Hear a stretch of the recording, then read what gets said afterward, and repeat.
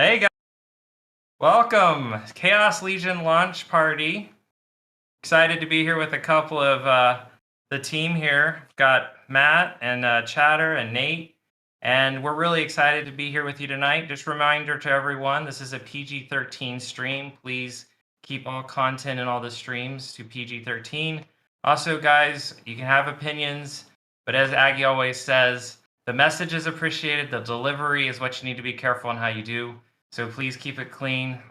Keep those images clean so we can have a great time tonight. Just here to celebrate and talk about Chaos Legion. Going live in 29 minutes and 20 seconds from right now. So excited to share that with you. I think one of the things we wanted to talk about tonight with you guys as we count down these last few minutes is talk about how it got here. So those of you guys have been around, don't know how long it takes to get to a launch like this. So we're excited to kind of tell you a little bit about that story. So maybe Nate and Matt, you guys kind of tell us, when does this process start, and how does that look like when you guys think about the next big expansions for Splinterlands? Yeah, the process starts right after the last expansion. So, I don't actually get very involved until the latter stages of it. So Nate can talk more than me, although he says he needs permission to talk. I think I got it now. There we go. Yeah, so Nate, you could talk about the beginnings of the design before we get to me. Sure. Yeah, I think that every set that we create and launch, before we dig our teeth into the next set, we take a quick breather, and by quick breather I mean, like, I would say as soon as Untamed was launched, we were already had our sights set on Chaos Legion. So the development for that set started almost immediately. Um, and when we did that, before we went just running screaming off into the jungle, so to speak, we stopped and said, well, wait a minute. We never want to just stay the same. We want to continue to improve and get better and better and better. So before starting the artwork, we stopped and said, how can we improve this? Before starting the design of the frames, we said, how can we improve this? We looked at all the things through alpha, beta, untamed, and we said each time we learned something new. We learned how we can improve and do better. And the same holds true for Chaos Legion. Um, some thought that maybe the artwork or the colorization could use some tweaking, and we did. Some thought, well, maybe the frames were slightly more distracting, and we want to, support the character. That should be the main event, not the frame or anything around the character or behind the character. And so we improved that too. And same thing goes for balancing and making sure that, Matt had enough artwork to properly balance things and make sense of it all. And on we go. The lore, every aspect of this card set is, I think, not just the same, not just a little better, but I think that we just kind of blew it out of the park. I think we really ramped the dial all the way up to 10 in trying our darndest to make sure that this set was by far better than any other previous set to date. So I think we've accomplished that. Exciting, Nate. Nate, you said something to me when we were talking about kind of the design for cards that I thought was really interesting. Maybe you can just tell us a little bit more about your thought, because when we started it a long time ago, a couple years ago, you started designing cards, and it was about continuity between each year and how we kind of think about an expansion. Maybe you could elaborate a little bit more for people to understand how we kind of do it, because we could obviously take the art and go and change it a lot, but I don't think that's really what we want out of it, right? Right. I mean, we've had an opportunity to look at all kinds of different art styles.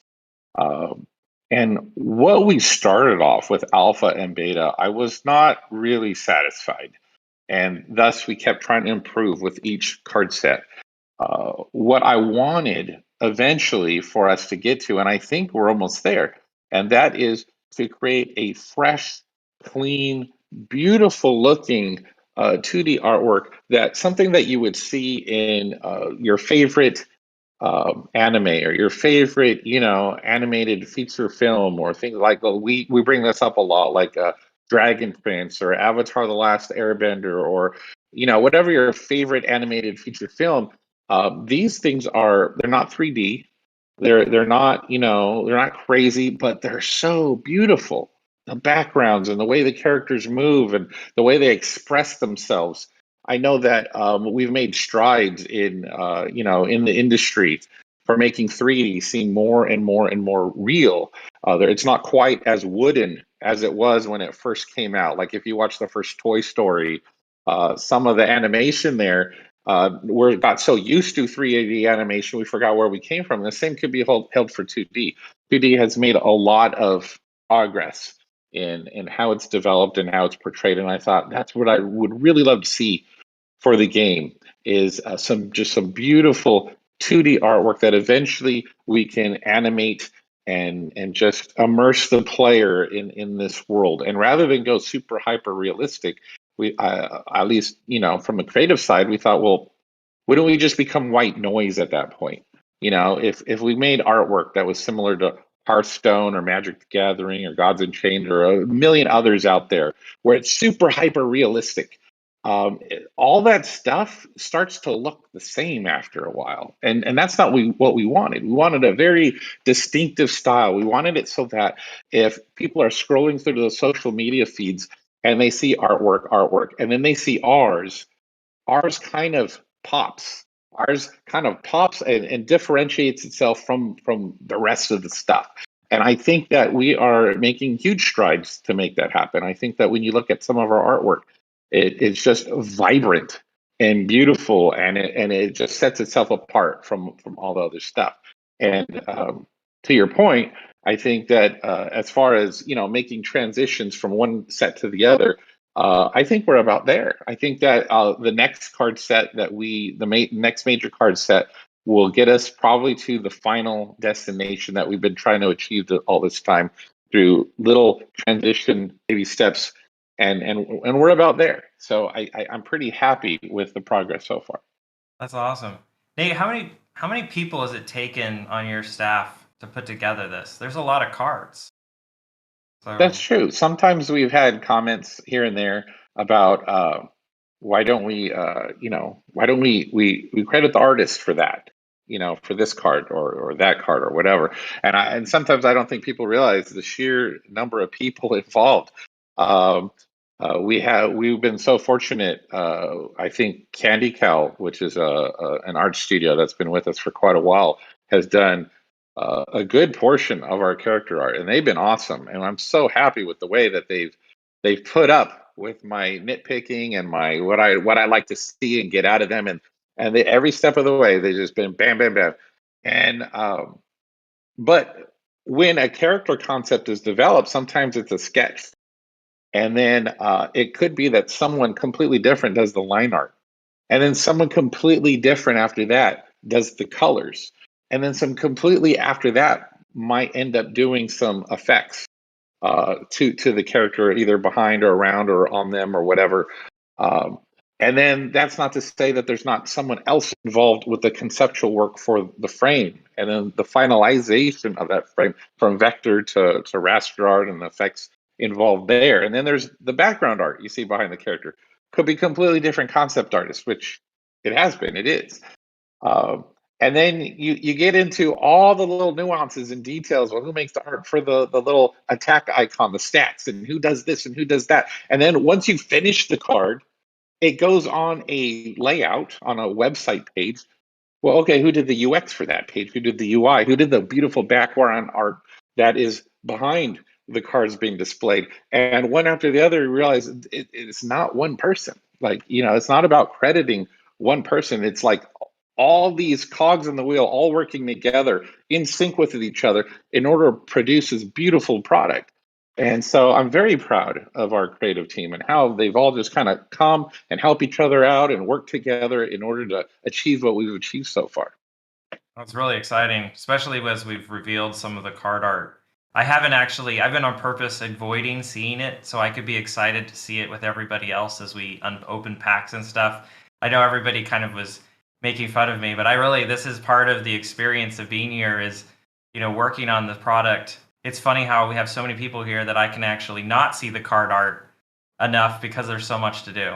And Nate, that's what makes me excited about tonight. I'm as excited as everyone else is to open some packs. We're gonna actually later on the stream, once we launch it, I'm gonna open up some packs and we're gonna talk about some of the cards there. Maybe Matt, you could tell us a little bit what goes into making the stats and how long does that process take, and what do you try to do to make those stats make sense? Like what's the process there? Yeah, the stats are like a huge undertaking. I don't think a lot of people realize how much goes into each card's stats. So I have like a really huge spreadsheet that includes a bunch of custom macros and things that I put together that has all the cards, and it assigns point values to every different stat and every different ability as like a base way of evaluating them. And then each card has a target number of points at each level. The target number of points is based on the mana cost of the card, the rarity of the card, and some other modifiers, the level of the card, obviously. And so then, as to start, I just try to match up, reasonably close the amount of points for all the different stats and abilities to the target for that card. And that just gives like a general baseline, like the card is somewhat in line with all the other cards. And this formula, it's had some tweaks and things, but it's basically the same thing we've been using since Alpha launched, in 2018.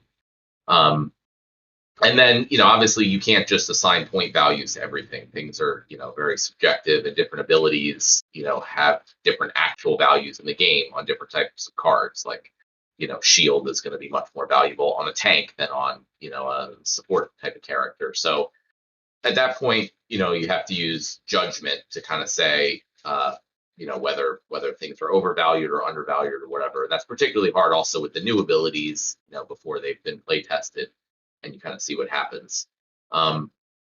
So that's the process. And then every card is you look at the art, you kind of look at the lore, you kind of pick what kind of card you want in that position.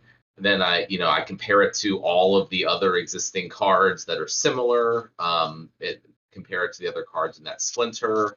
What's the mana cost? Where are there different like deficiencies or areas you want to fill? And it's really difficult, especially as we add more and more cards to the game, to try to keep making all of the cards as unique as possible, and not just sort of like, reprints of old cards, not obviously better than old cards or worse, but just different, useful in different niche situations. So like I kind of painstakingly go through, there's 91 cards in the set, which is, the largest set by far that we've ever done. And you have to go through each one of those and painstakingly kind of go through this process. And then sometimes as you're going through and making new cards and adding things, then you realize that, that kind of changes how you wanted to view old cards. And you kind of go back and redo things. And then you get the play testing, and then, a lot of the stuff you thought kind of goes out the window there. And, there's been a lot of stat adjustments that we've been kind of compiling from player feedback, but also the tournament that was run on the QA site with the Mavericks was extremely helpful. And so we kind of compiled a lot of feedback and, what we saw from the tournament and the battles, and made a bunch of, final changes today, which, it seems like people are liking and I think are good. And that gets us to the release. That's awesome, Matt. Hey, Matt, so how's your feel about this one? Like, you've done several of these now. How do you feel about how the product is? How do you feel about the website? Especially looking back since 2018 when you started. Does it blow your mind? Or you feel like, yeah, I knew we were going to be here. Could you imagine that we're here about to launch 15 million packs over the next month or two? Like, how does that sit with you? Yeah, I mean, any number that's happening right now in the game, I totally would never have ever expected, even as recently as 6 months ago. I think Aggro would have. He's been saying that this is going to happen for the last 3 years at least. And his timing may have been a little bit off, but so far he's been pretty spot on about what's been going on. I have just told him he's crazy a lot of the time, but so the numbers of everything that we're seeing just across the board are just ridiculous. And when we started this, it was just very simply like we wanted to create a blockchain based card game, and we had no idea if we could even do it or if anyone would care or whatever.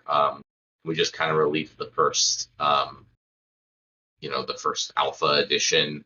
You couldn't even play the game. The cards didn't have any stats, and it went from that selling out in the summer of 2018 to where it is now. It's like just totally mind-boggling, I'd say.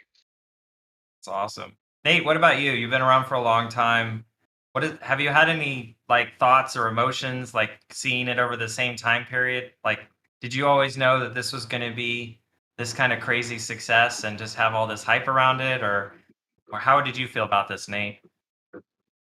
No, I tend to lean towards a conservative, just like Matt does. So, and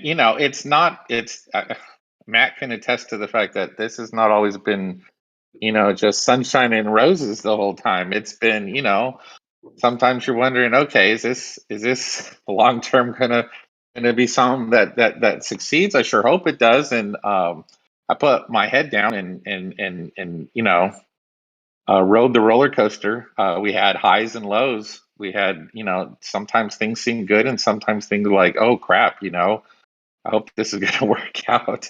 So, but I think what's common to all of the guys who've been around a while is the fact that we're all kind of, we all have a pretty strong sense of geek in us. Like whether or not this made a ton load of money, I feel like all of us would have been just as passionate about doing it just to do it. I think that both Agrid and Matt have said in the past how it's what would we like to play? That's what it boils down to, is like what would we nerd out about? Let's make that. And I think that that's so cool, because whether it turned out to be successful or not, the fact that we were able to make something that we ourselves would, geek out about and like to play, that in itself is pretty darn cool. And I think that is part of the secret sauce, if you will, behind why this has been successful. I could definitely relate to that since, I've been around a couple months now.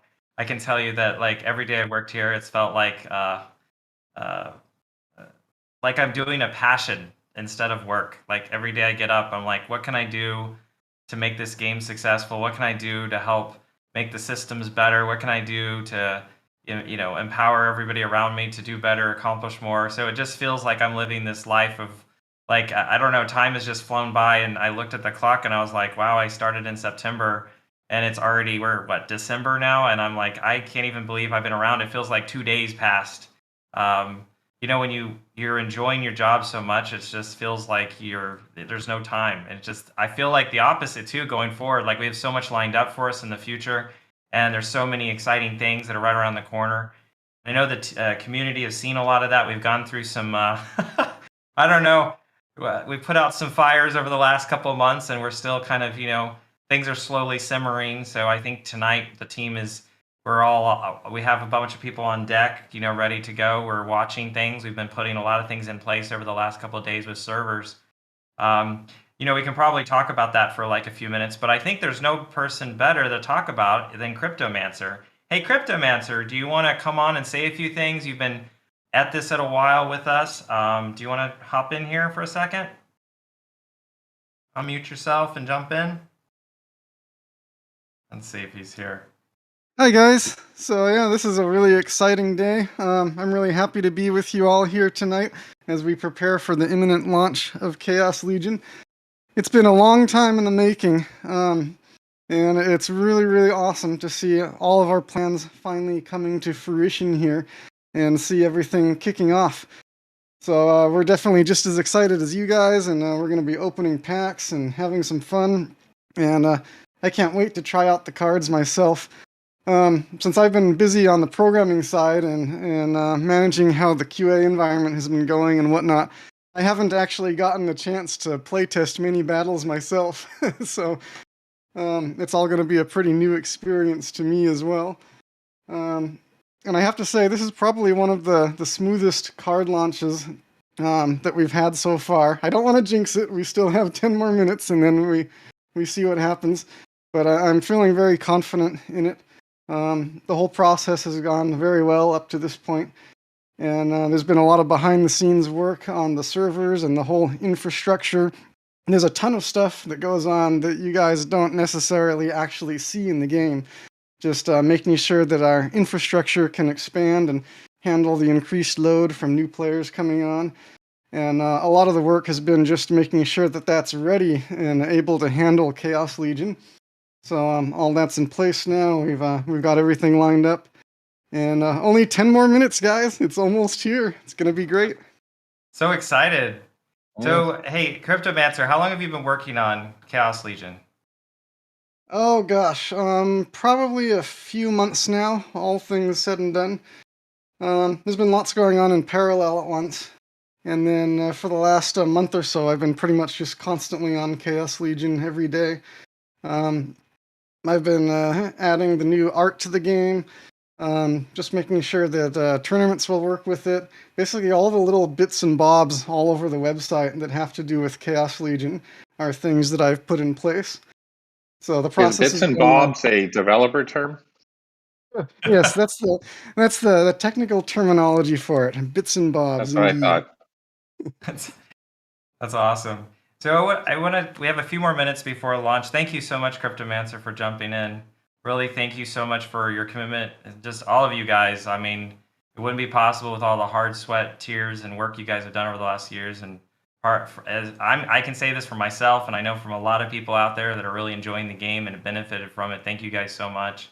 I thought we'd Nate. Do we got any eye candy? I know some people are probably out there wondering if we can drop a few things out there in our Discord. If you guys know, we have our Discord, and we'll try to. You know what? I can probably. How will you share this? But if you guys want to see some of this stuff, we'll drop a couple things. Nate's going to drop one or two things out there for you. Maybe. Maybe. I figured you would ask for something, so yeah, I made a wallpaper, another one. Figure that's easy Yes. to celebrate. Yes. Just to celebrate the launch. So when the launch occurs, at least assuming Cryptomancer did his bibs and bops and whatnot, like he said he did, then the hero image on the homepage should change to reflect Chaos Legion instead of Untamed. And so I thought, well, that's a good image to display as a wallpaper as well, just to celebrate what we're doing. So I'll drop that in here, and then I'll also drop in because people have asked for some sort of maybe like cloud folder link where they can get this. And well, before I do, I thought, well, it might be fun to have a mobile wallpaper. So got that on my phone. You guys want to throw it on your phone? Yes.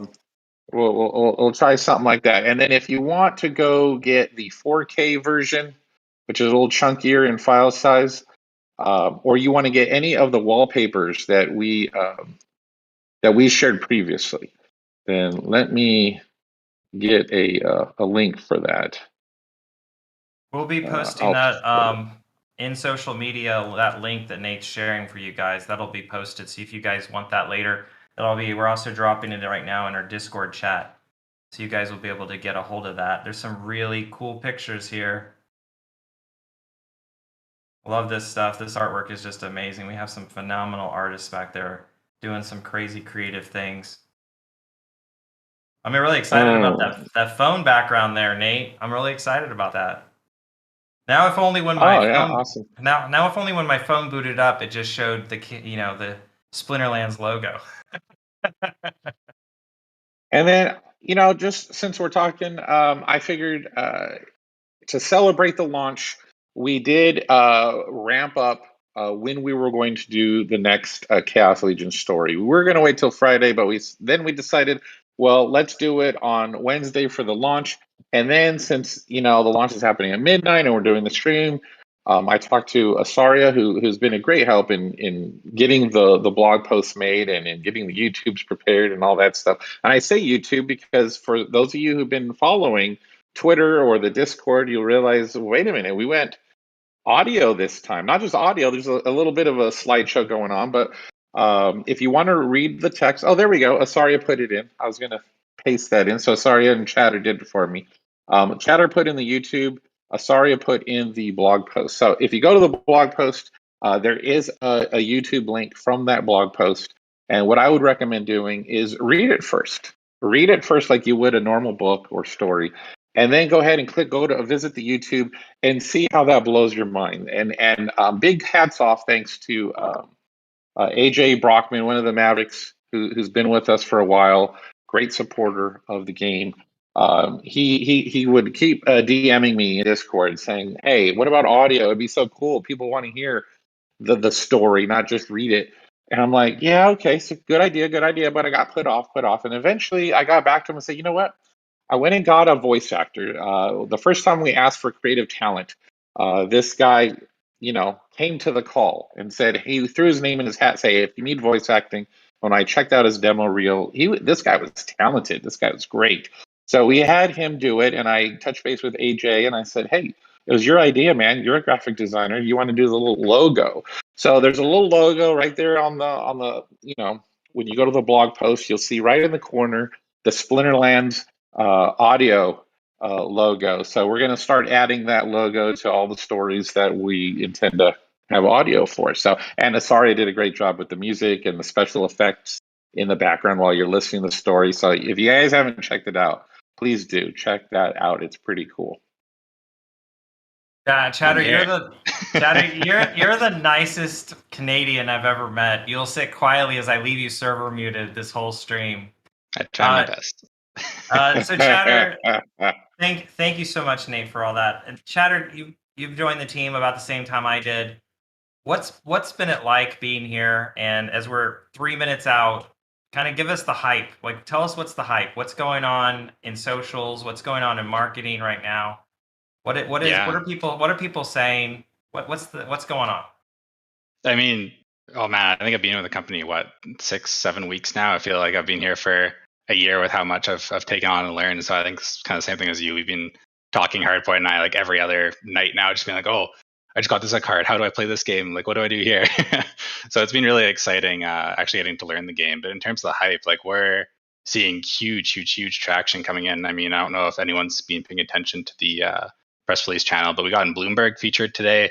We got Yahoo Finance the other day. Like we're seeing some huge press from these mainstream media and publications. Like we're slowly kind of bridging that gap. I mean, I know there's a few other gaming companies, I can't kind of name names, but they're slowly going from like the mainstream over to NFT space now too. I was just talking with one of our kind of publicists about that. So super cool to see where this kind of industry is going and how even mainstream gaming organizations are starting to kind of bleed into here. So really cool, really happy and excited to see kind of what's next to come.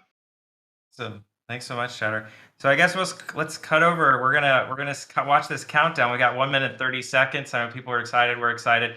So I just want to give you guys like the disclaimer on this. That as we switch over to this other screen, we're going to do some pack opening. We're going to try to do pack opening. Let's say that. Like we said, guys. We've done a lot to make the servers better, but we're still crossing our fingers here a little bit tonight. So we will see how this goes. Some of us are optimistic, some of us are pessimistic, as you know. So we're just going to all hope for the best here. But we're here to be with you. I think that's the fun part about it, is we're really here to do this with you tonight. So we're going to make this happen. So everybody be excited. Ryan, you want to switch us over to the other scene? Like a ball drop on New Year's Eve. This is Splinterlands New Year's Eve. You know what I mean? This is the moment we get the new expansion, guys, and it'll be How many hamsters did we add to the server system in order to make this work? A lot. We had to actually contract out multiple states, even ship in some. So very excited about that. You guys can see right over my shoulder here, or over this side. Sorry. we've got the countdown going, so I'm really excited to watch this with you guys. Oh, here we go. 10, Going 9. 9, 8, 7, 6, 5, 4, 3, 2, 1. Woo! Happy New Year! New expansion! Merry Christmas. Merry Christmas. Okay, let's see if we can actually do this. Look at this. What is this? Oh my goodness. Hold on. I'm looking at this. General sale. What is this? This is where it's happening. You know what, guys? Let's talk about that real quick. So I think there's been a lot of questions before we just start throwing these packs open. No, you know what? I can't wait. I've been waiting too long. Let's do this. We'll circle back around. So let's go open a pack. Let's see if this will happen. See if this. We can get a pack going here. Now, unfortunately, we don't have all the... Here it happens. Let's do it. Wow, Nate, that's the first time I've seen the website. That is amazing. Okay, guys, here we go. I don't know. Is there guys a special order to this? I think we just start here. Well, oh, you can't just do that. You have to have a system like one eye closed, one leg, something. I feel like I should be. You know, when I was opening some Untamed packs earlier, I was trying one leg up in the air, and if I held my breath during a click. Okay, Chaos Knight, Veneri. Nate, I just want to say again, like, to your team, what beautiful cards. And even the back, the back of these cards, just really pretty. See what we got here. What? Oh, I got it. Epic. There we go. There's something very satisfying. Nate, you told me when we were doing this, you wanted that whole emotional connection. Can you kind of describe what you were going for when we were starting to do these card flips? Oh, yeah. I mean, there's a sense of, what you got there? Oh, we got a summoner. Nice. Got a summoner, a rare one too. Let's get one more here. No, it's very addictive, the card flipping. And guys, get ready for a more addictive experience because we're working on making that even more addictive. And your guys are going to want to keep buying packs just to flip the cards. Can I talk a little bit about that stuff? Because one thing, a lot of people think I'm like a really good programmer, but it's totally wrong. And the fact that this stuff is working so well as compared to in the past where things didn't work well is because, Cryptomancer is the one who primarily built this. And we have people like, Hardpoint and a whole bunch of other developers that you guys, have been starting to meet, and a lot who you haven't met yet, who are like just doing a much better job than I could ever do at building this stuff. I think my contribution and my area of expertise is in, designing the stats and the product and the economy and those things. But it's so much better now that we have, these fantastic developers who really just are awesome developers as compared to me who kind of, I can make it all kind of work, but definitely not nearly to the level that these guys do. And even a lot of the things that existed in the site for a while, like the best parts of it weren't even created by me. I mean, for example, you talked about the pack opening experience, and Melon Man Zero was the one who did that, along with the actual battle screen and the battle system, which he built, and is still basically the same as when he first built it when the game launched. So really all that credit, I feel like people attribute a lot of that to me, and I really shouldn't be taking any of that. Well, we're a team here. There's a lot of us here, and like I said, it's not just me out there, guys. There's a lot of developers we have. We have over 13 developers working for us right now, back behind the scenes. Some of them are sleeping, getting ready to pick up tomorrow where we take off. Several of them are watching the servers right now. So really, guys, it's a huge team effort. There's no way to say it but that way. So very excited. You know what? I just realized that, I have a Dr. Blight eligibility, so maybe we should try seeing...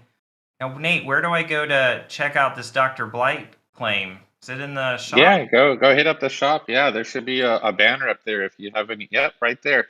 And the idea here is, see that banner? Every time we have a new airdrop, I intend to have a new banner with the character portrayed, and each banner will be unique so that that, hey, a sense of excitement and apprehension. It won't just be the same banner every single time. So it's Okay, well, that I is got the for bare those of you. minimum in my airdrop as usual, but hey, that's why we have the minimum guarantees. yeah, let's try this. Let's see what happens here. Okay. So now I just check for rewards and let's see what we get. I think I have a couple packs of eligibility here. Now this was something exclusive. Dr. Blight was exclusive to the first million, right? So 5 standard. And it won't be in packs, right? So most of the airdrop cards, will be openable in packs going forward. But Dr. Blight is an exclusive limited edition card, so the airdrop cards are it. There will be no more Dr. Blight cards printed or opened in packs or anything going forward. That's awesome. Oh So no! I only got 5 standard. Well, it's But you still need fun. 6 more. Need 6 more. Yeah, to So max it out. Gotta max it out. Let's go to the collection. I don't know if you guys are looking at Discord chat right now, but the amount of gold foil legendaries that are getting pulled is making me very jealous. Oh my gosh. Well, we got to start opening another pack here. I got to get this animation going again. We go.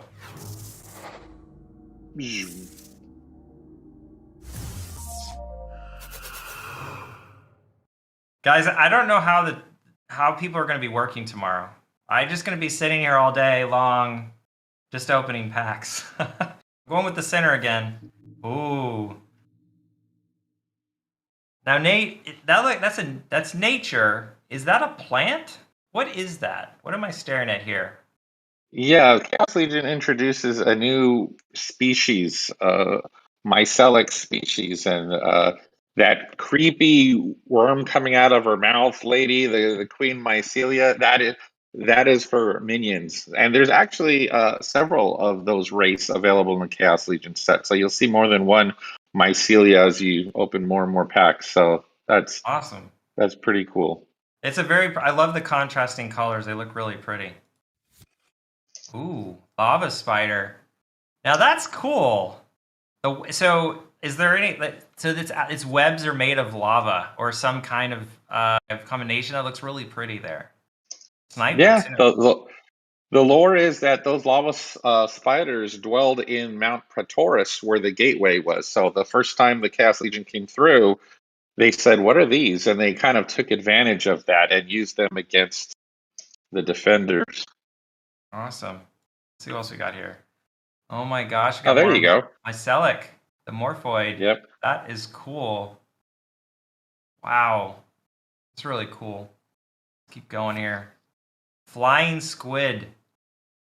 Now I think was this the squid that we saw the animation on the AMA? I mean the town hall we had. That's right. Yeah, exactly. Yes. Yeah, there we go.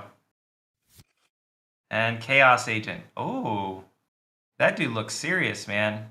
I love it. Okay, let's do another one. Let's just keep this going. We got some packs to get through here this evening. Guys, look, the site's still up. I know. I'm pretty excited. I kept seeing through Discord everyone showing their packs opening, and I'm like, wow, this no downtime. The maintenance screen hasn't gone up. Everything seems to be working flawlessly. So I hope I didn't just jinx it by saying that. But wow, hats off to the dev team. Yeah, they did a great job, and we're really excited. Let's see. Here we go. Ooh, Carry On Shade. Now, Nate, when you did cards, let me ask you this. I'm seeing like a good mix between like creatures that are sort of plant-like. I'm seeing some creatures that are more animal-like, and I'm seeing humanoid creatures. Like, is that the spectrum that we should be seeing here, or am I going to see other kinds of kind of categorization of characters as I start to get into my cards? There's quite a bit of diversity. Besides the categories you just mentioned, there's the Jin, and there is, we introduced new races that came through the Rift. Talk about diversity. It's definitely there. We're spread out amongst so many different races and cultures. And when I say culture, I mean it. If maybe at some point before we end the stream, you could check out the lore tab on some of these characters. because the narrative team went to town. I think we introduced more layers and more plots and subplots and stories and backgrounds than we have in any other card set before this. And it's all going to mean something, whether it's in the weekly stories we publish and how we interweave that with the characters, or whether that is something else we introduce with land and Praetoria and player versus environment and all the stuff that we want to do in the future. Pay attention to that stuff. It's really cool stuff that the narrative team has put together. Yeah, let's make sure we check that out. Let's open up some cards and let's go check out some lore in a second here.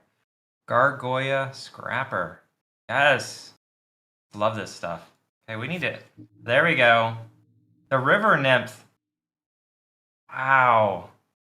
That is a gorgeous card. Nate, I love that background. That really makes her feel like she's definitely underwater, but it's just really nice there. What is this ability? No, yeah, she's a good looking card. Can't hover over it. We should fix that. We should make that where you can hover and find the ability. Oh yeah, I remember this dude. Is this the guy that's like put together from parts? The disintegrator? Is he kind of like the Frankenstein of monsters?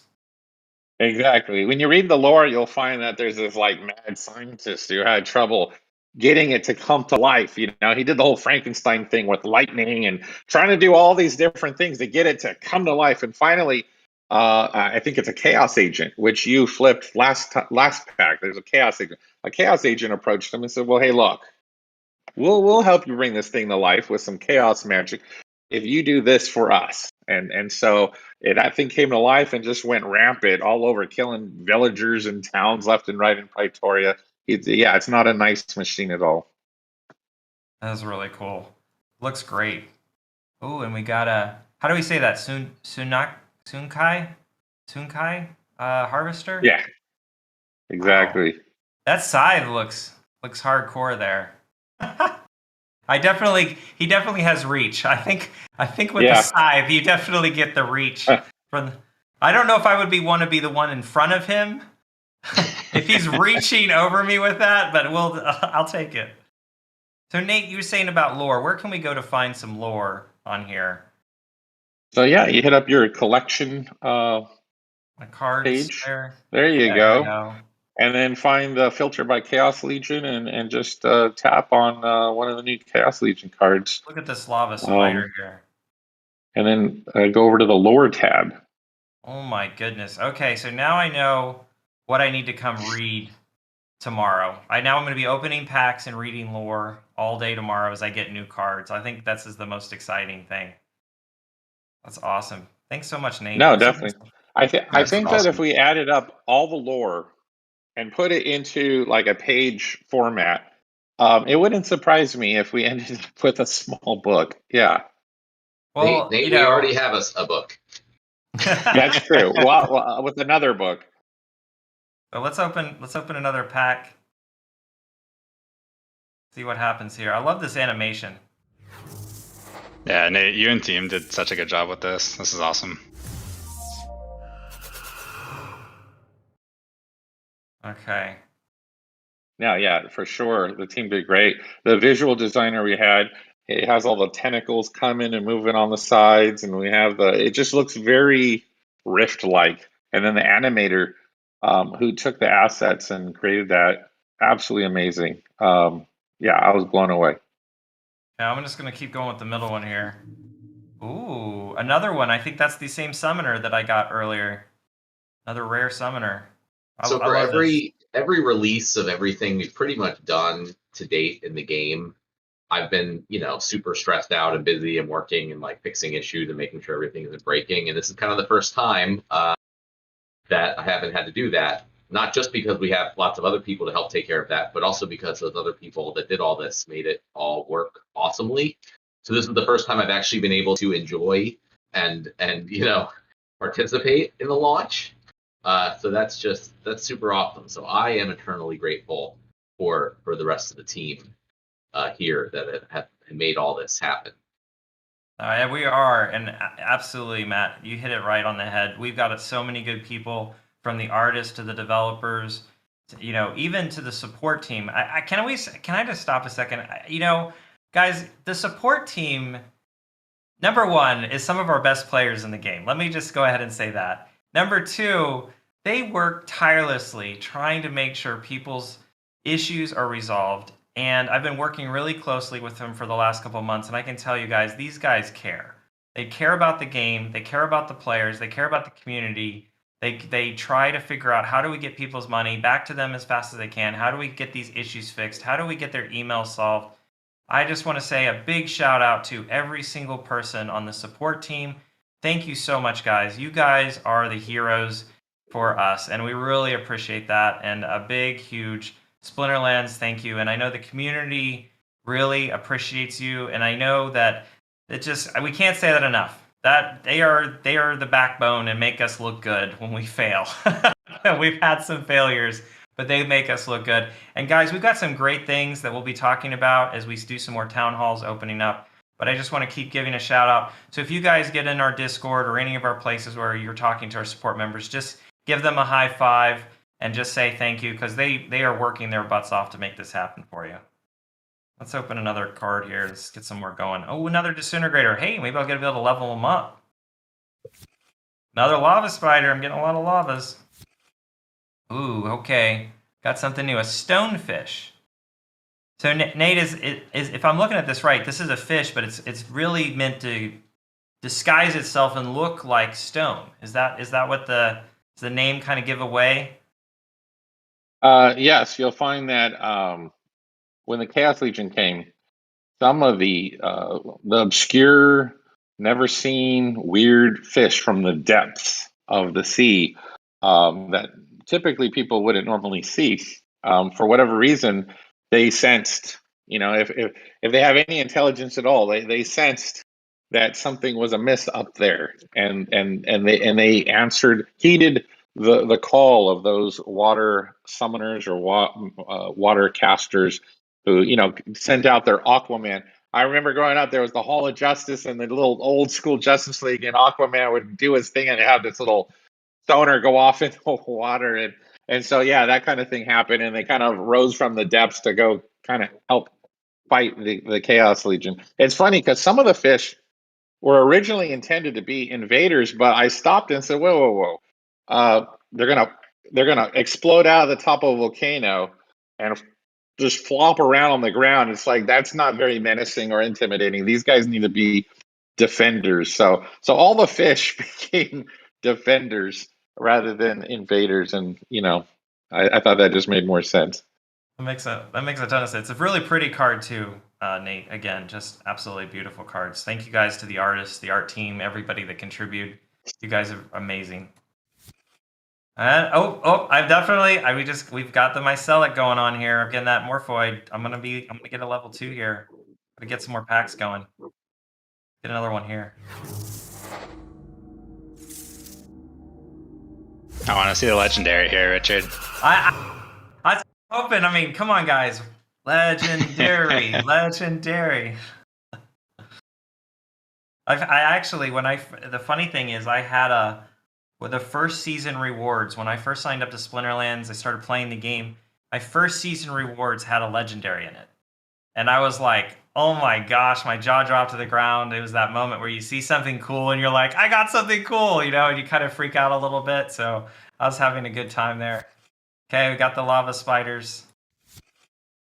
Yeah, I noticed the pack openings are taken. They're slowing down. Oh, as really? far as how long it takes to process the transactions here. There's a lot coming in. Matt, how many have been opened so far? Can you tell?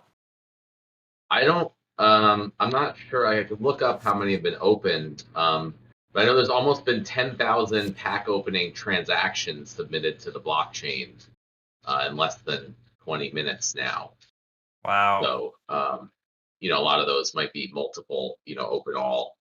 Open multiple transactions. So I don't know how many packs that is, but we set up a separate process specifically just to process pack opening for this event. And it's still having trouble keeping up with the volume, but so far pretty good. Yeah, we're happy, but we got only how many packs have been sold? Over 1 million right now, right? From pre-sale? Yeah, just a little over 1 million are in people's hands. Now, I think if I'm not correct, right, Aggie said that 1 million, that represents how much statistically of all the packs that have been opened to date. How many packs is that? Do you Oh, know I if mean, the I don't number know. I is? mean, the entire Untamed edition was 1.5 million. So literally in 1 month, Splinterlands sold 2/3 of the packs that it sold all last year. More than last year. I mean, it was a year and a half that Wow, before Untamed sold out. that's amazing. Nate, look at this. I got a rare of this Venari Spellsmith. So I mean, that's tell me- impressive, but what I'm getting out of this is that Chatter is a liar. He said clearly, everyone heard it, that you would get a legendary and you did not. So if you intend to do horse racing or any kind of gambling, I probably wouldn't take Chatter's advice. Yeah, I'm bad luck. Okay, well let's turn that luck around and get another pack opened up here. With regards to kind of website stats too, right before midnight, right before their launch, we saw about 2,000 people jump on the server right away too. So it looks like people had their alarms set. They've all been opening packs right away. Wow, nice. Amazing. How many people do we have on the site right now opening packs? Right now, about 14,000. At our peak, we had about just under 16,000. Oh my goodness, that's amazing. I think a lot of people came on. They opened like 50 at a time, did all their openings, and then came Oh, on. there it is! There it is. Oh, Nate, yeah, you gold got foil. What? Nate What? just had to speak it into existence. Nate, I love it.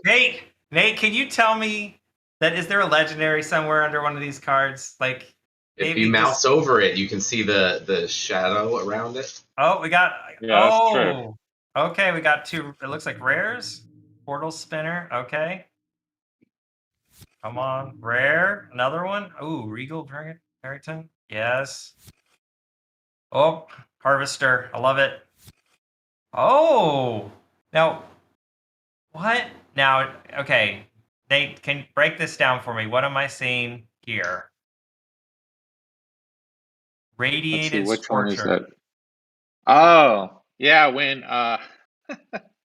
so I guess Mount Praetorius was giving out this radiation. It was like what was that place in Russia had the big nuclear meltdown, Chernobyl. So it kind of had that effect on the population. But of course, being a fantasy world as we are, they didn't just melt and die and scream in anguish. Instead, they turn into these radiation monsters. They kind of lost their sanity and they got these powers. I think that particular one. Is that the one that gets it melts the opponent's armor? Is that the one, or is that the other one? I think it's the other one. I don't see any special skills on it right now, unless it I does think it when it level levels up. up. Higher level. I don't remember. Yeah. I think when that one levels up, it like literally melts the other guy's armor because he's just like this radiation awesome. guy. That is awesome. Okay. Yeah, I was actually thinking about it. I watched the Chernobyl, documentary not that long ago. I forget what it's on Netflix, that's happy. or something. And it was I was thinking when I was making the stats for that, and I was like, what does this guy do? I actually was thinking about that and like how the radiation kind of goes through, or it goes through metal and armor and all this stuff. Funny you brought that up. Wow. So things got really dark. That's our game is pretty dark.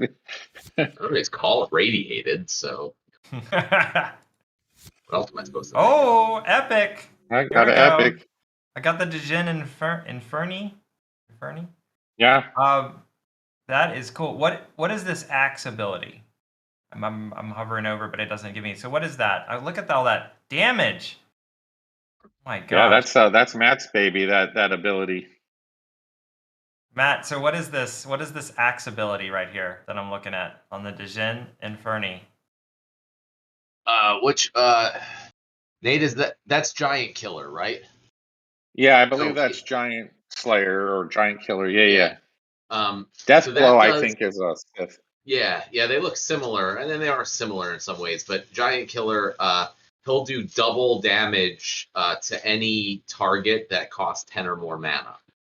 Oh, So basically, that's if he so goes cool. up against, the big Chaos Dragon or whatever, he's doing double damage against Wow. Nice. I love it. Especially that 3 damage. That's great. Oh, now we saw this in the earlier town halls when we were talking about the Shadow Snitch. Now he's one. What is he? Put together dude from different parts. Is that kind of, or he's the kind of just like parts are kind of flung together. Now what is that? Can you kind of just really quickly, Nate, tell the crowd like what they're staring at with the snitch? He's like, if you were to go to a carnival and look in one of those mirrors that distorts you, what are those called? The funhouse mirror. And you look all warped and distorted and weird. Imagine if that carnival mirror led to another dark, evil, chaotic dimension and something came through it. Then, there you go. That is a shadow snitch. Crazy. Okay, let's get another one going here. I want this legendary. Where is this legendary? I'm not saying anything and jinxing it anymore. Keeping my mouth shut. Yeah, I can. We'll do that. I'll open one more and then we'll open a pile of them. We'll see if we can't find one. We can show people. If you open there's a way to- pile, you'll definitely get some. See, wait for the magic Unless spin. Chatter says there'll be a legendary, then you won't get Yeah, one. don't say it. No, don't Not say saying it. anything. No. Okay, hold on. Oh, rare. There we go. Okay, let's see. Oh, rare, double rares. That is cool. Supply runner. Dude, that dude's crazy. Ooh, another rare. Going on a roll here. And a Venari Knifer. I like this. Well, you Okay, got 2 summoners with that group. That's open cool. multiple. So let's go through 10. Let's go 10 here. Okay. Yep. Do that. Okay, 10 packs. Oh, by the Gosh, way, that supply runner, that is the first introduction officially of gnomes into the Splinterverse. So before now, there haven't been mention of gnomes. Oh, interesting. That's exciting. So you can see the gerbils that are in the servers are processing those 10 packs really quickly. They're running fast out to the blockchain, writing on the public ledger, having it verified on the blockchain. Blogs are passing by. I feel like what we should do, Nate, is have when people are waiting, they can really understand what's happening. Oh my goodness, here we go. So look at this. Now, do I just reveal them all? We just want to see them all and see what happens? No, you gotta hover over them and see if one at a time. Well. What's happening? Whoa, what's happening? I see. Oh, wait a minute. Can I tell you guys it's the first time I've done a multi-open? That was cool. I feel like it was almost like jumping out of an airplane, and like that first moment you have where all of a sudden you're like, am I gonna get a legendary or not? It's gonna happen. So okay, we're gonna have to do that again. Now, if I do more than 10, will it just keep going? Like, how long will it actually go? Like, is there a limit? Well, no, I think the max you can open is 200 at once, but it groups like cards. You see, you got like 3 mycelic morphoids there, so it's not gonna like reveal 1,000 items if you open 200 pack. Oh, okay. Okay, so that's the little number here is telling me that I actually got multiples of. Right there. Perfect. Okay, well, let's try that again. That was a lot of fun. I actually that was very satisfying. Congratulations to you guys, Nate. Well played. I love that. You and Crypto and Matt. This is the experience. Get some 10 more here. You know what's funny is, like you said, we could hover over each of them, but there's something about when if they're all hitting, and you're like, please. I sort of feel like I'm at a casino, and you pull down the crank, and it starts spinning, and you're like, done. Is it going to happen? And each of the bars start to line up. I'm all about the hovering. Okay, well, we'll do a hover. We'll do a hover for you. So we hover, and we're looking for like what? Matt doesn't like surprises. No, that's okay. I'm opening my own packs. I'm doing my own hovering. You do your thing. Yeah. Well, I'm gonna do a hover. Oh, look, is that it? Oh, there it We did it! Whoa. See, isn't that exciting? That is super exciting. Yes. So, Torrent Fiend, Nate, tell us about this legendary we opened. What did I win? Oh, and it's a 0. So this is something that you guys did. I remember us talking about it. I remember seeing a backdrop that you dropped, a desktop backdrop. Yeah. This is the fiend for the water element. So I think, as I explained in a previous town hall, the Silas is the leader of the Chaos Legion, but before he invaded the Splinterlands, he made this deal of sorts with a dark god named Ul. And this entity, this dark god, has consumed other realities, but he's so huge, his enormity is of such size that he can't fit through the gate. So, he is still useful to Silas in that he was able to at least influence the other side by providing Silas with this gift. And the gift was to take the elements of magic on our side of the rift and twist them with chaos to create what basically became the horsemen of apocalypse for the Chaos War, and that became the fiends. So the water fiend is kind of creepy and weird looking. That's what happens when you twist the water, the essence of water magic with chaos. It becomes something like that. Oh, that's really cool. Okay, I'm hovering. I'm seeing some blue. I'm looking for these. I'm hunting for legendaries. Yeah, way better cards on the QA server. Always the it's way, also right? Yeah. Oh, I saw someone on the QA server too that got like 3 gold foil legendaries. I think it was like 10 pulls or something like that. But you realize you're using up all your luck, right? Yeah, You 100%. The cosmic universe is you're using up your luck on the QA server. That's awesome. We're explaining the science of luck. Oh, here it is. Here it is. Oh, Oh, nice. Can I also, my hat's off to you guys. The legendary opening is just so cool. I just it gets me excited every time. That shaking, the sound. I mean, I don't think it's coming through the Melon stream. Man again, Man, Melon Man is killing it. Great job. Great legendary. So tell us about this, Nate. What am I looking at? This river. Hello. So River's River's a pretty cool character. It was born from the mind of Ashley Ropel, one of our narrative team.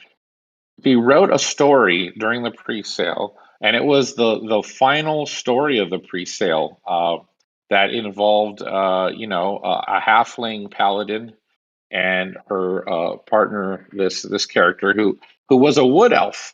But instead of following earth magic, he was obsessed with water magic instead, which is weird. It's not the norm. And so he dedicated his life to understanding water magic instead. And so now you have an elf who is in the water element. And I believe, and Matt, correct me if I'm wrong, is he the very first water unit capable of resurrection? Or was there a resurrection for water before this? Unless I'm mistaken. So this is a first. Yeah, first and only water splinter monster with the resurrect ability. cool, guys. And for those of you shaking guys, like crazy.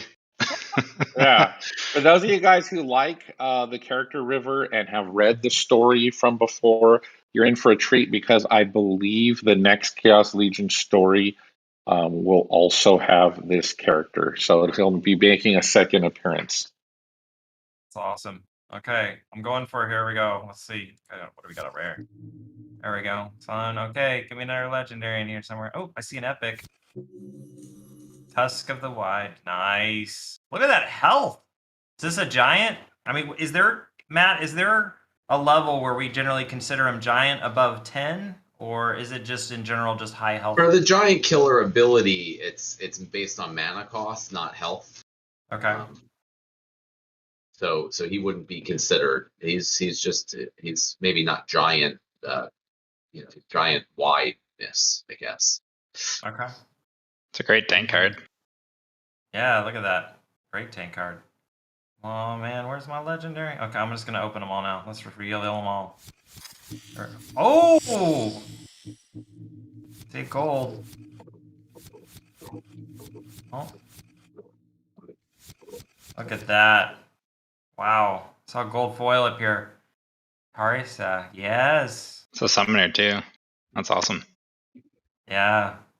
Gold foil. Gonna have to I haven't combined any cards yet. And I got a legendary, so ooh, this is so fun. Gotta do this again. This is what we're here for. Multiple. Another 10. There we go. Okay. Going I'm so far holding 2 fingers has been my lucky thing for legendary, so I'm gonna do it again. See here. Okay, what do we got? Okay. Oh, seeing got here. Oh, Messiah. Oh, look at that. Another gold foil. Firebolt. That's fun. The Forgotten One. Wow. Look at that sword. I think that's one of the awesome. coolest looking characters. That is really cool. So, Nate, tell us a little bit about the Forgotten One.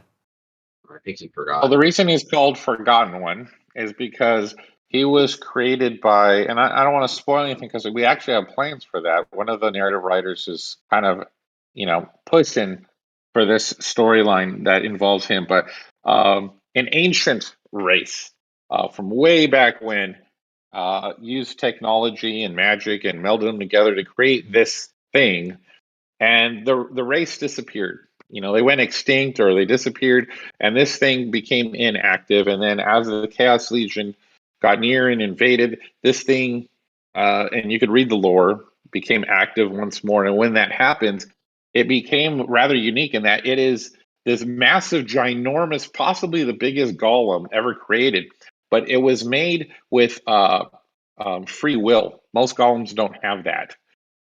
This thing could think on its own and do its own thing. And the first thing it did was create, you'll notice there's another fire card in the set called the Molten Ash Golem. And it looks very similar in appearance to him because they basically originated from him. He helped create this new form of golem. So you'll hear more about him for sure. Oh, I love the detail and the lighting. It's just really cool, Nate. See here, I'm going for more. Oh, got it here. Demon Shark. Now I remember talking about that one. I'm excited about that one. See here. Oh, another one. Okay, another rare. Oh, gold. Here we go. Ooh, I just pulled a Chaos Dragon. Oh, nice. Are they legendaries, Matt? The Chaos Dragons? Oh yeah, yes, Chaos Dragons. Yeah, all the main dragon cards are legendary. It actually that wasn't necessarily on purpose, but what happened was the original art when we were first making the alpha set. We had these kind of few dragon cards, and I wasn't sure what to do with them. Right, so we initially only had the 5 kind of main splinters. There was no neutral at the time, also. And then we had these few cards. This was artwork that Aggroed had kind of left over from a game that he never produced years ago. Let's see, hard point. Okay, I'll pause the story for your reveal. I didn't want to interrupt your story, but no. I saw your face and I couldn't make you wait. Okay, just what summoner? Oh, the Dragon Summoner. Well, that's probably one of the most important cards. So keep going, Matt. I didn't mean to interrupt you. I just got really excited. Yeah, no. So we had these few dragon cards, and they didn't really fit with the split. I was like, do we put them in the 5 splinters? So we decided to make this dragon splinter, but we only had 4 cards for it, or 5 or whatever it was. So I was like, well, that can't be a whole kind of splinter on its own, right? You can't make a whole team out of 5 cards. So that's how we ended up making it, where the dragon splinter was you get to choose the dragon cards plus cards from one other splinter in battles. So they're like these auxiliary cards that you can use, and it's kind of this special thing that's not like the other splinters. And most of the cards are legendary, and and high powered, high mana cost cards. So that's kind of how the dragon splinter became what it is today. Oh, that's awesome. I love that idea. And I think that's where that one of that backdrops that we've had that we were sharing with the community, Nate, of that dragon kind of just blasting the village. Which dragon is actually in that backdrop that we shared? You're muted, Nate. You muted yourself. Oh, sorry. Yeah, that is the Chaos Dragon. Okay. Yep. So now we talked about this one on our stream, so I won't stop now. People, if we want to hear about this devious, but you guys will notice that the knife is floating in the air, and I just want to mention this again, Nate. It's upside down. We talked about this last time, but this character actually manipulate things, right? Has like a so maybe you can just tell what you were thinking and the art team was trying to convey by that knife floating in the air concept. Sure. To be honest, this is one of the more challenging lore stories that we had to develop. And the reason why is because when we got to the dragon, and particularly the dragon summoner, particularly a dragon summoner that came from another, reality other than the Splinterlands, we had to stop and we had to rethink the entire magic system. Like, what makes our magic system?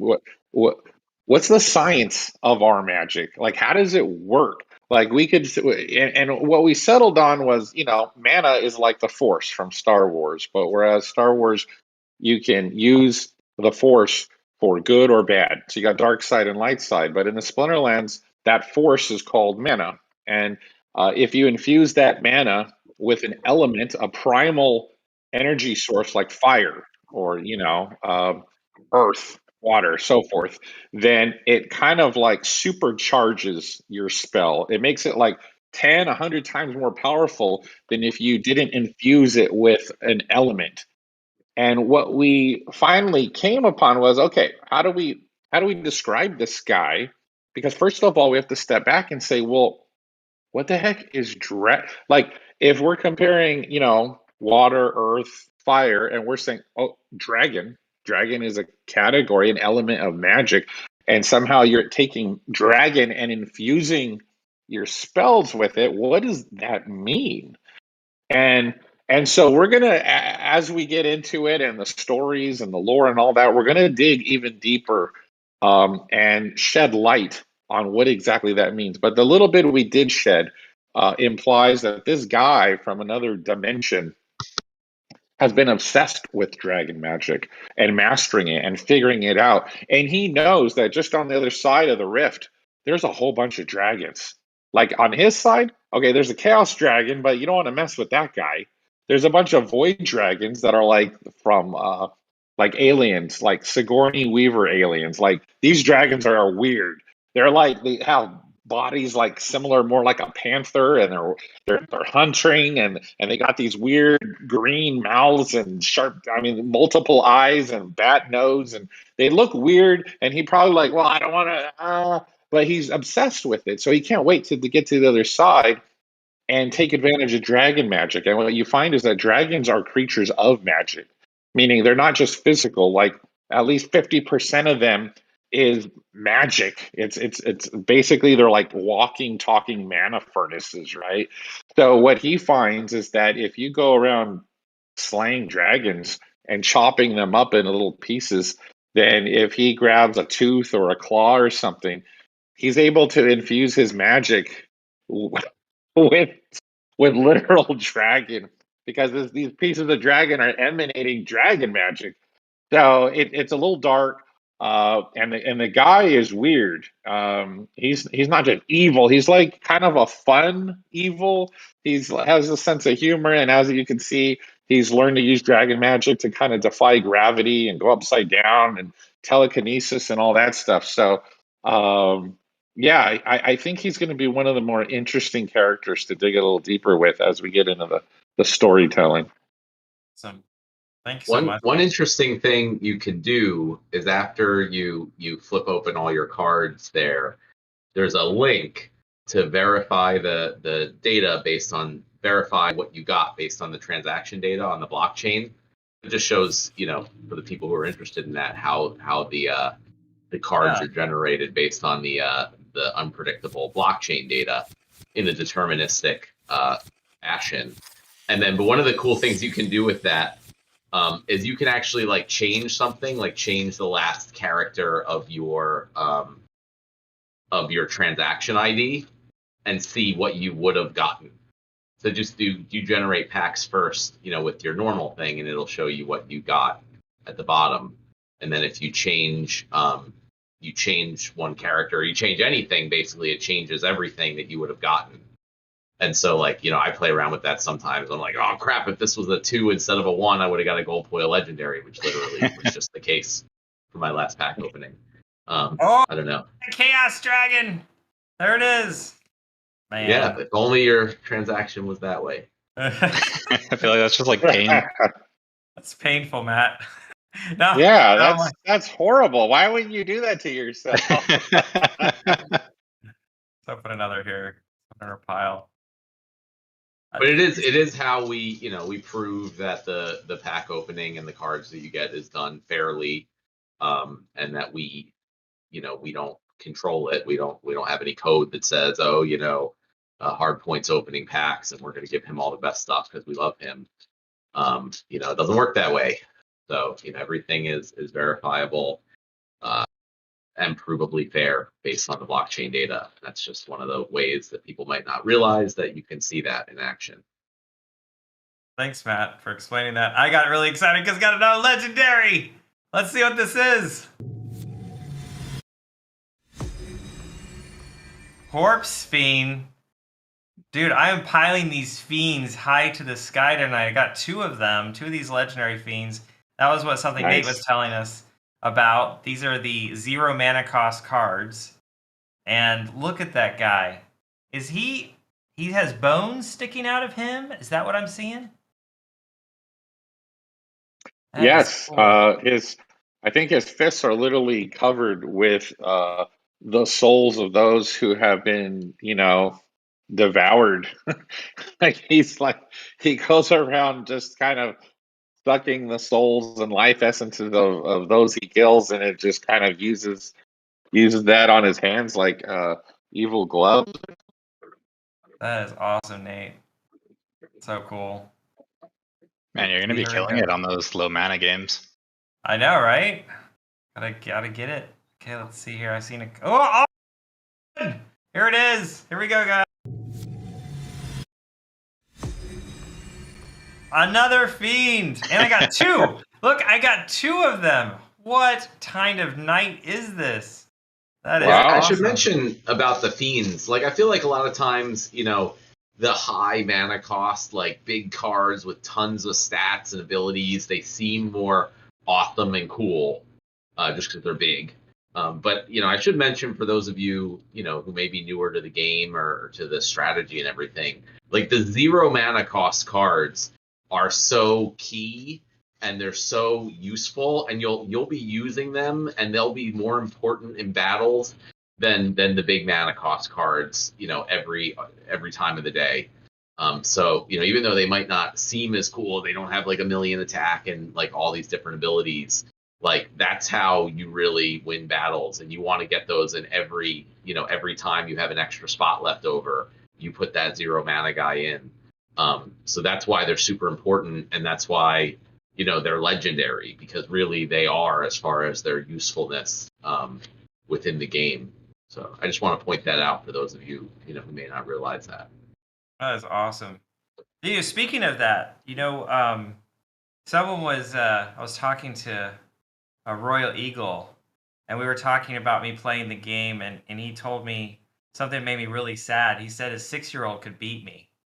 And I was like, you're probably right. Because his 6-year-old's been playing the game for a lot longer than I have. And It made me so mad. I left that conversation and I talked to Liam and I was like, Liam, you know what? Okay, this is it. I need to learn how to play this game. And me and Liam were talking about it. And guys, you know what we were thinking?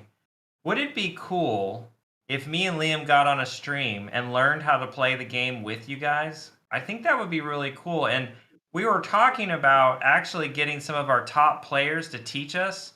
I was actually talking to the Byzantine Kitty, or Byzantiest, one of our top guys who's also head of our support team, and he was willing to come on stream with us and teach me and Liam how to play.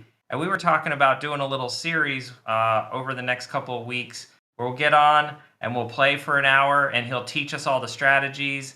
One of the top guys. I think it would be a great way to learn the game. I'm just dying to learn how to play better. And I know every time I get on, someone gives me, just like Matt did, that kind of great strategy. We can have, like Matt can come on and teach us some strategies, have some of these guys in support that are some of our top players come and teach us. So I don't know if you guys are really excited about that. Let us know. If you're new to the game and you'd like to join us and listen in on strategy and what cards are good, when, and what rule sets and how to play. So definitely drop us a note there and say you're interested in that so we can make that a priority to happen. Right? Now, Liam, is that kind of how do you think about that, Liam? Are you excited like me? We were talking about that.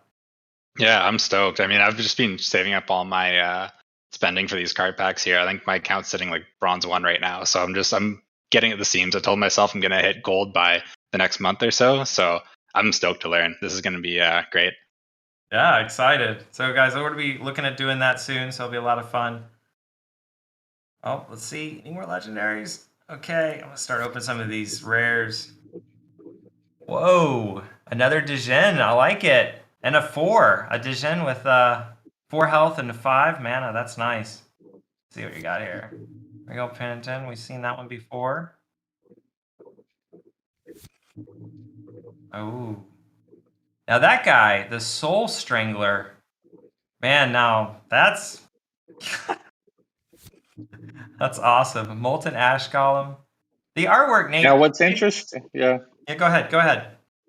Oh, I was going to say that it's we've had up until now we've had one vampire in the game, and when we introduced them as a common reward card, there wasn't a whole lot of hoopla or anything like that. It was just like, oh, it's just another race, another character. But when that happened, I was like, vampires are freaking cool. Like that. Like I've been waiting to kind of flesh out a more gothic segment of the Splinterlands universe. We're talking, werewolves and vampires and all that other stuff. And so Chaos Legion allowed me to take one baby step further into that direction. So the Soul Strangler is a subspecies of vampire native to the Splinterlands. It's a defender.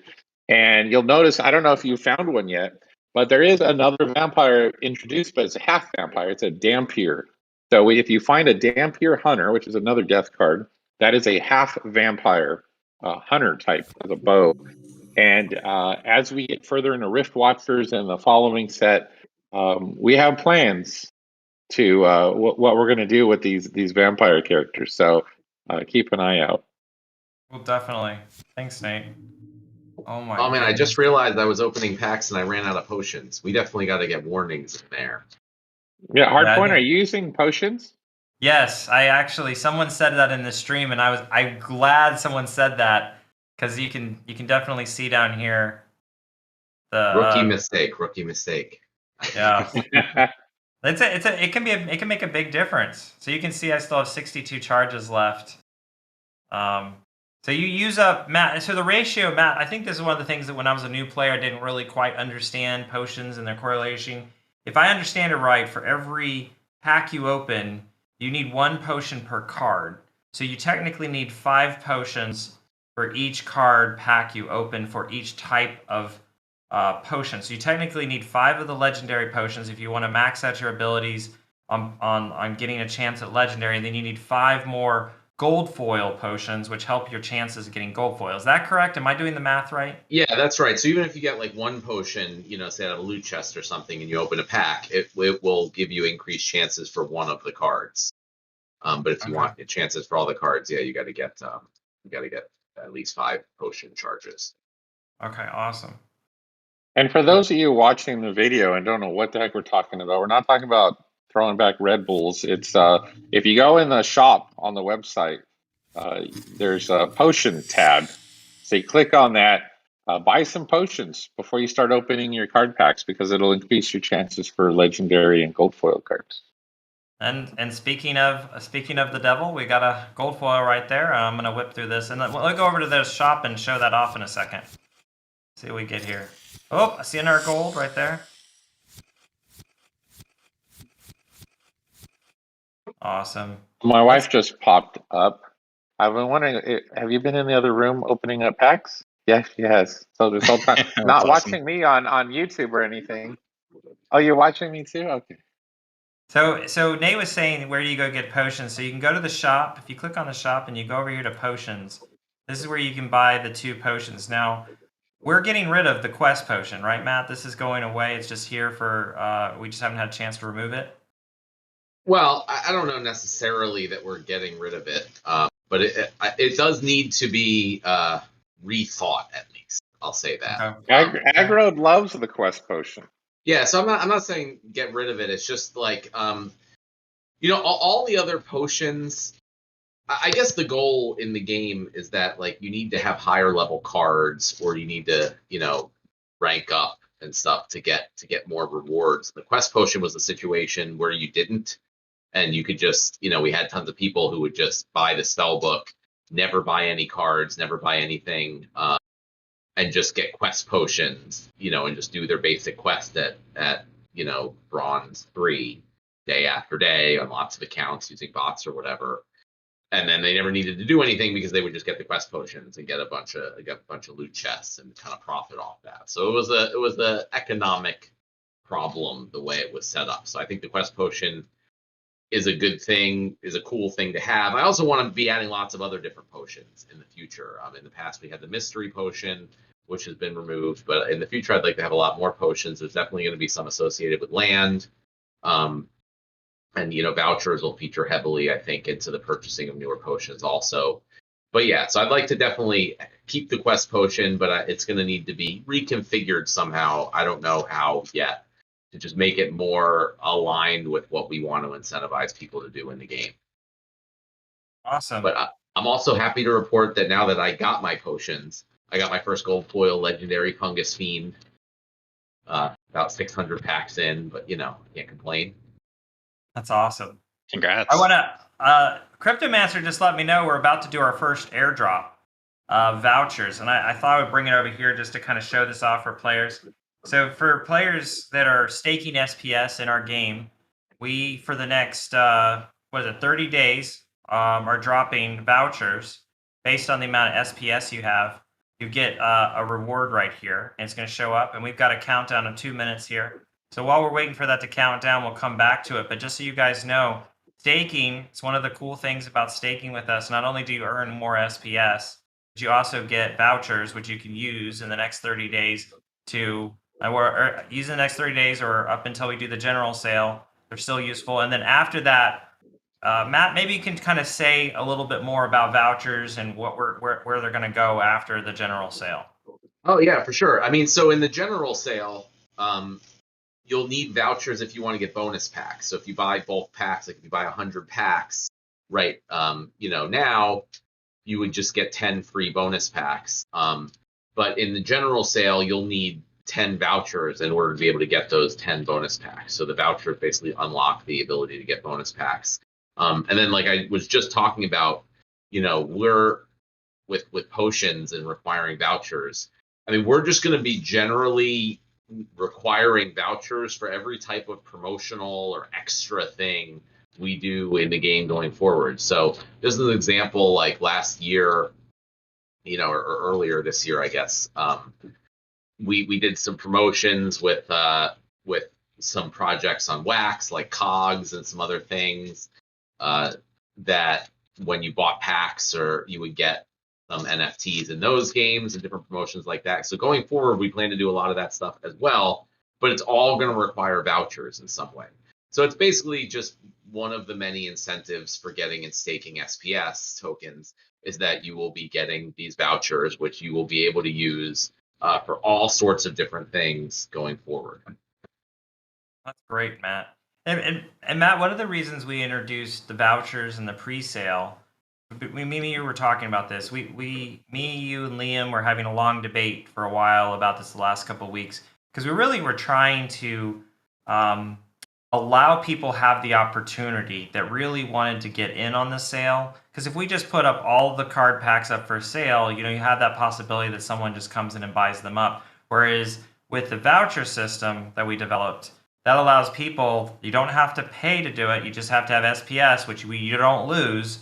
You just stake it in the game and you get vouchers and then you get ahead in the line. That allows you to be sure that you can buy some packs. And that's where SPS is, we're giving that utility for SPS where it allows you to kind of have your ticket to kind of get front of the line and make sure you get those packs you want.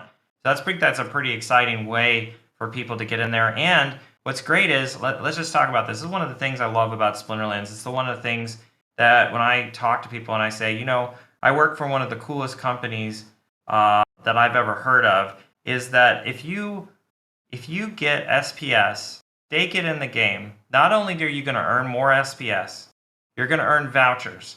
But now what's great about that is, what's a voucher? So you have this voucher that you can actually take out to the market. And when we were doing the pre-sale, they were selling as high as $18. So if you think about that, that says that with that $18 and a pack cost of $4, you're talking a total cost for a pack running around $22 in pre-sale. Now we could have, as Splinterlands, said, why don't we just charge $22 during the pre-sale and pocket all that money? But we didn't. We literally are charging $4. Who is getting the $18? That is the player. That is the community. We are literally putting back in the player's pocket with each voucher money. So like, you're getting SPS, you're getting vouchers, which have value on the market. They're going to have more value with all the rewards coming up. And I think that's an amazing thing to say, that like, if you come in, participate in this economy, get SPS, stake it with us, we are just going to keep pushing value back to you. Just saying, thank you for being here. Thank you for staking it. And guess what? You don't lose a thing. You stake it with us. The only requirement is, when you stake, it takes 30 days to unstake. That is literally the only requirement with SPS, is that longevity. And I just want to say that is a really cool thing that a lot of companies don't do. A lot of companies would just go, how can we make the most amount of money on a pack that we can? And that's really exciting. I don't know, Matt, has that always been your vision, to be able to just pump value back into the players? Well, I mean, yeah, that's the whole point of this whole thing in play to earn, right? And just generally, like blockchain and crypto projects in general, it's not really new products, right? All the products are kind of the same. There's been many trading card games, there's many other services, like any type of blockchain thing. Those products exist outside of it. The difference is, instead of just all the money flowing from customer to business and to the owners of the business, it just it means that the customers and the users get to participate in the value that they themselves create. So Hive is, a great example of that as far as like social media is concerned. We have Facebook, where all these people individually generate all this value for Facebook. People put all this content on there. They spend all this time on there. They get nothing out of it other than, using the product that I guess they enjoy. And the owners of the company make all the money. The users get none of the value that they make for the company. And that's the whole idea of it, right? It's just, the users should be getting the value, and the company can still do very well, right? But it's just everyone kind of shares in that. And, it's clear that that's happening, right? The amount of money earned by players in the game, not just, you mentioned voucher sales, but just card sales and SPS airdrop and everything that's happened, DEC earning, like that amount of money, if you add it all up, far blows away, not even close to the amount of money that the company has made. And that's exactly how we want it. And that means that we're doing it right, So that's exactly why we have vouchers and why we give stuff away to people who who stake SPS, who generally, invest in cards and they buy stuff in the game. And then not only that, I'll also mention the next mini set that's coming out is Rift Watchers. And the mini sets, the first one was the Essence Orbs, and then there was Asmodee Dice, and the next one's going to be Rift Watchers. Those we don't even sell, right? So those are new cards we put out, entirely new edition and set of packs. And all of those funds, those in the past could only be purchased with dark energy crystals, and Rift Watchers will be, maybe dark energy crystals and SPS. I don't know the exact details, but the point is, and those are burned, right? So all the dark energy crystals spent on orbs and dice, all burned, does not go to the company, and that's just all value basically going back out to the players. And so that's a huge part of this system. So the company, obviously, we need to make enough to run the business and hire all these awesome people and pay them and do the things we need to do.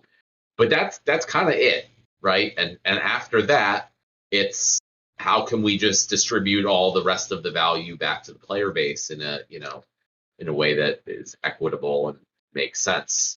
And that will ultimately make us more successful, right? Because the more players are successful, the more money players are making in the game, the more we see region sales for hundreds of thousands of dollars. It's just going to it's free marketing for us. It's the best marketing you could ever get in the world. And it'll get more players into the game. It'll get more value into the game. And it'll make even more money for the company and for the player base. So it's a virtuous cycle that we try to encourage. Since I think Aggie likes to say that people are the value. That's really important. We really care about that. I was talking to a lot of our team members. We really think about that for people on the team. People are the value. We think about that for the community. People are the value. I think that's really it is trying to attract people and then just provide them as much value as we can and respecting them both in their time and energy and money, as you said, and not just be exploitative of another company that just comes along and tries to extract as much value as we can out of people. So very excited to be here. Very excited to do that. Go ahead. Me? I'm opening packs. Oh yeah, no, yeah. Did you take it off? Sorry. Oh, okay. Yeah. One more second. There was where is the story? Cryptomancer Nate Cryptomancer was telling me about a learn or a new the story here. This is what he was telling me. We got to click on the story here.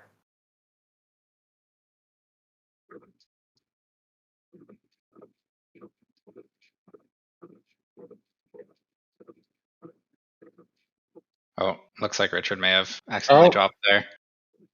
The story was so epic that the stream couldn't handle it. The stream couldn't handle it. Yeah, that's what happened. Also, Hardpoint got pulled into the rift. While we were talking about giving value back to the players and stuff, especially I wanted to talk a little bit about how we're doing this entire Chaos Legion release with the pre-sale and now this phase 2 and then the general sale. I mean, in these type of projects, there's a lot of flack that goes to, a lot of projects in that people say, oh, everything goes to the whales and the whales get everything and they all have the opportunity to get everything and we can't get anything. And like, that's the whole reason we're doing it like this. We're actually making the whales that are, doing these like volume discount programs we're offering and bulk purchase programs. We're making them wait. Do you understand? Like, so there's people that like want to put in literally millions of dollars to Splinterlands, and we said like, no, you can't. You have to wait until January because we want to give everyone the equal opportunity to get packs. 3 million packs, a fifth of the total, are being like reserved to give everyone this opportunity where there's no rush, right? The vouchers are distributed, over time. The packs are available for every voucher. So there's no rush. Everyone has their opportunity, and you just have to stake SPS, which again it's not like paying us or giving anything to us. It's just giving value back to the community who earns SPS in the airdrops and everything and has it staked. So yeah, I mean, we have to have some way of limiting it, right? We can't just say oh, it's 1 pack per account, or else, whales would just make 10,000 accounts. Some of them already have 10,000 accounts and would take advantage of that stuff. So, the way we chose to limit it was by staking SPS and earning these vouchers. And it's not only, and if you don't want the packs and you stake SPS, you can sell the vouchers. But the whole reason, for those of you who don't know, for the why we're doing this, the way we're doing it, is because we're specifically saying to the whales, nope, you gotta wait until everybody else gets their opportunity to get involved before you get your bulk purchases. And they're also missing out. They didn't get, for those bulk purchases, they don't get the Dr. Blight airdrop, and they won't get the first 2 airdrops that come in this phase 2 that's just started now. So we're really trying to do everything possible to give our general community the opportunity to get in even before the big whales do. We obviously welcome them, and we want to encourage them and support that, because that's where a lot of the value comes that gets distributed to our players. But we're really going what I think is above and beyond what I've seen pretty much any other project do to make it so that everyone has the opportunity to get their packs beforehand. So just some of the things, I wanted to highlight to those of you who don't know. Yeah, I think it's amazing. Yeah, go ahead, Cheddar. I was just gonna throw out some statistics there, but with the first round of the voucher system, Splinterlands pretty much airdropped $25 million worth of vouchers to the economy. And I mean, even now, I think Clay just posted in the chat there, we have 2 million SPS stakes. So seeing some crazy numbers. And again, this isn't something that we're necessarily taking as revenue. This is really just to help the economy, as Matt's saying.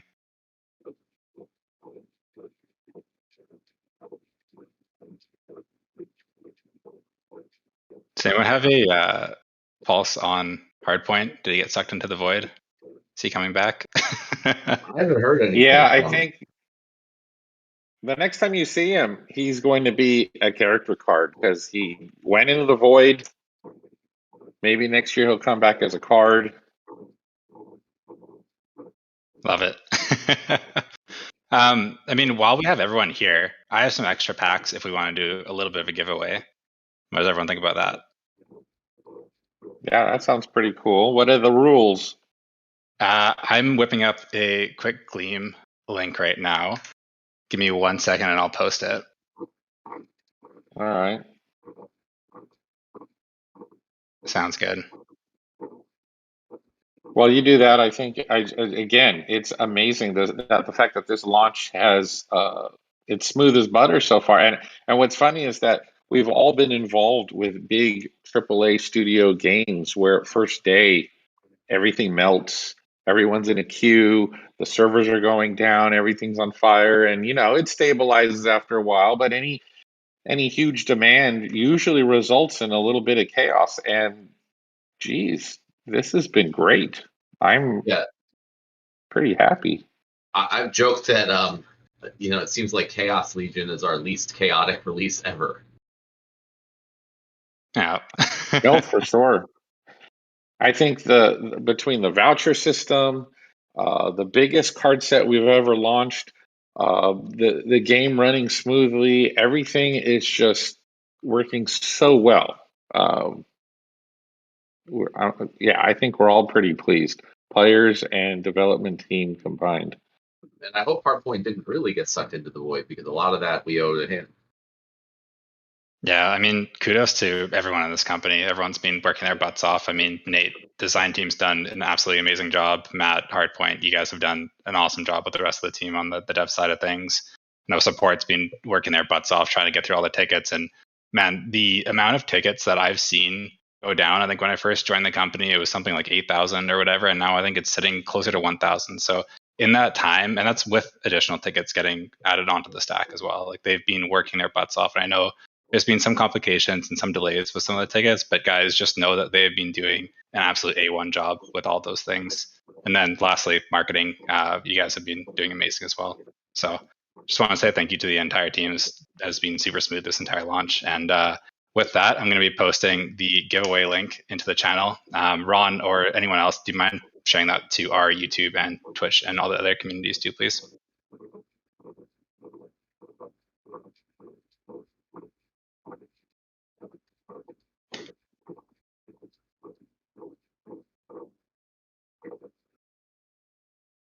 right, guys. Well, it is getting late. I was planning on staying until like maybe for a half hour, and it's going on almost an hour and a half. I'm not sure if I'll be able to sleep, but I'm gonna try.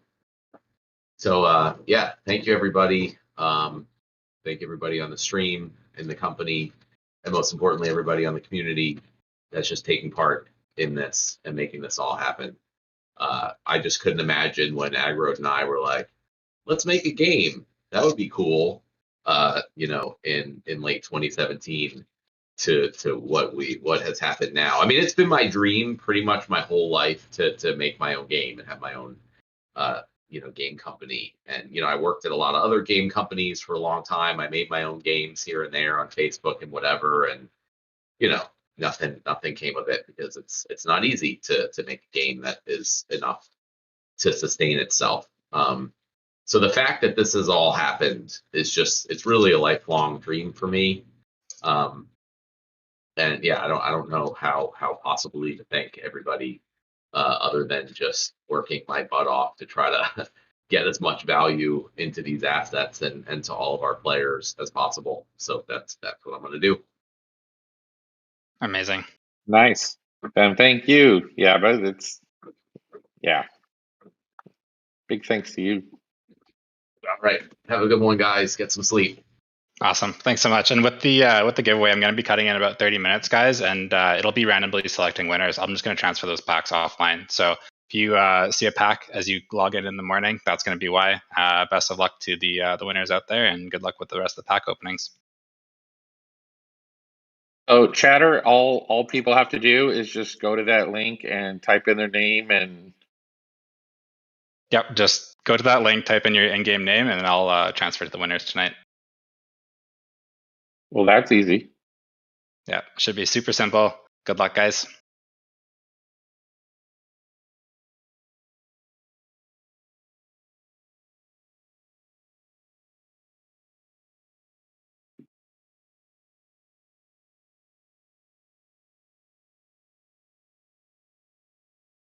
All right, so it looks like Hardpoint is probably has no internet. Yeah, I think he's probably done for the night. I think we can wrap up the stream here. So thanks for everyone who's been attending, and again, good luck with the rest of the Chaos Legion pack openings, guys. This has been an awesome launch here.